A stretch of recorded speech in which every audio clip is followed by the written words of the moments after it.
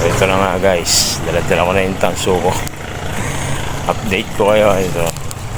Pinili ko lang sa eco bag, pinagbaklasan na bakal, tapos tanso. Ano, punta na tayong junk shop.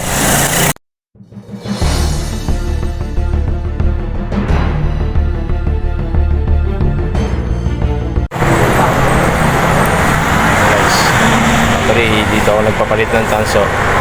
Medyo okay naman, maganda-ganda yung palitan ngayon. Mataas ang kilo ng tanso. Yung tansong pula na dala-dala natin is 440 ampere kilo. Yung mura yung bakal, 13 pesos lang yung bakal dito sa Amari Junk Shop. Ayan guys ha. Ayan, diyan kayo magpapalit. Solid. Ayan, tapat lang siya ng auto. Ayan yung auto. Ano, tapat lang ng auto shoes. Ayan.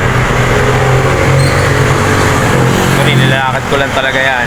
Medyo umulan-ulan pa nga. Ito, may resibo tayo. Mamaya, papakita ko sa inyo yung resibo. Kasi maraming sasakyan. Baka masagasaan si Kuya Brian habang nagpa-vlog. Ayan, daming dumadaan sa sasakyan. Actually, highway kasi yan. Maambun-ambun pa. Ayan, nasa highway tayo. Mano? Sa bahay, vlog ko sa inyo kung talagang magkano yung total na napagbentahan ko. Diba? Actually, yung tanso kasi natin is umabot siya ng 6 na guhit. Wala pang 1 kilo talaga. Ano lang siya, kalahating kilo mahigit. Ganun lang yung presyo ng ano natin, ng tanso. Tapos yung bakal naman natin is, sabi ko sa inyo, yun yung mahal eh.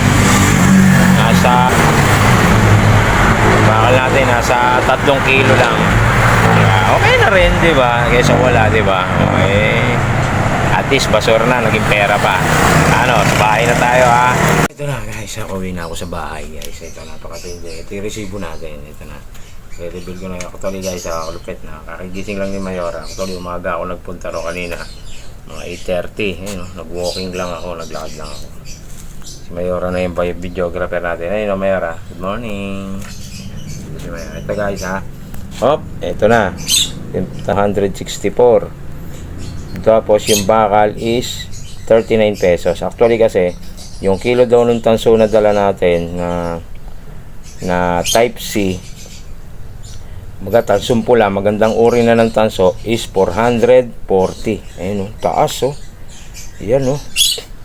440 kaso, 6 na guhit lang naman, kaya 264. Kasi yung bakal naman daw natin is 13 pesos ang 1 kilo. So naka 3 kilo rin sa bakal. Sana nagkapalit na lang to no. Ito na lang yung naging tanso, yung 3 kilo. Yung 3 kilo tinimes niya sa 13, so 39. Yung tinotal niya is 303. Guys ha, 303 tayo. Yung tansong pula na dala natin 440 kilo.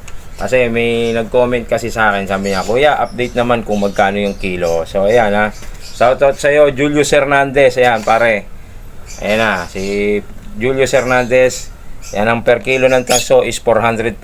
Tapos yung kilo naman ng bakal is 13 pesos. Yan. Sana nga maganda yung actually lagi naman ako doon nagja-junk shop sa pinagpuntahan natin na yun. Siguro hindi natin alam kung iba-iba. Kaso may siyempre pinagbentahan natin, pinang-shopping na natin. Ayan o. Ayan o. Ito, yung buko, minainos ko na doon sa 3. Ito, buko. Ang isang buko sa amin 50 pesos. O, siyempre, may nadaanan naman akong gotohan. Goto, namilit yung kawali daw. Ang sarap. Yan, yung goto naman 40 pesos. Ito, ang paborito ni Mayora. Siyempre, di pwedeng wala kay Mayora. Ang Baked Mac, na maraming keso, is 25 pesos. So, may natira naman sa atin. Alam mo, may natira kay Kuya Brian na 170. Sa 303. Ano, guys, ha?